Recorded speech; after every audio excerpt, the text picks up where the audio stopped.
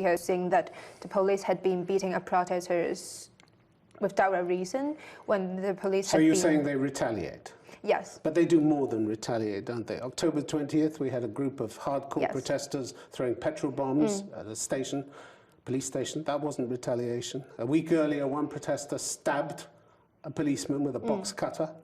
We had a homemade bomb which went off on the roadside, which by the grace of God didn't hurt anybody or kill anybody. It's that kind of violence I'm talking about. Well, what's the justification?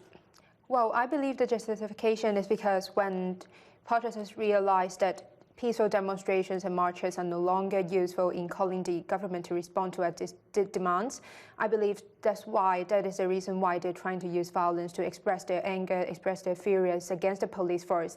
But this is random violence, what we're talking about, random violence. Yes, and I agree that in all means we should try to use peaceful means to cover the response for the government, and I believe the usage of violence would not be the resolution of forcing the government to respond to our demand. But the violence still goes on. Who can stop it? Who can order it to stop? Well, I believe nobody can try to stop it unless... Nobody. So it's out of control then if nobody can stop it. Chow Hu-tung remonstrated with your fellow activists. He shouted at them, "Love China, I am Chinese." But they beat him up. Unconscious, had to go to hospital. He was in critical condition when he arrived, but he survived. Is that the way you deal with people who think differently from you?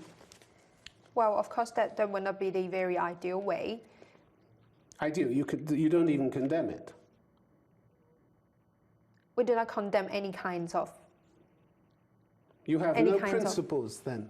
If you're not going to condemn... We do have principles. ...inhuman treatment like this, you can't even look me in the face and say, I condemn this kind of inhuman treatment? We would not do any kinds of public condemns.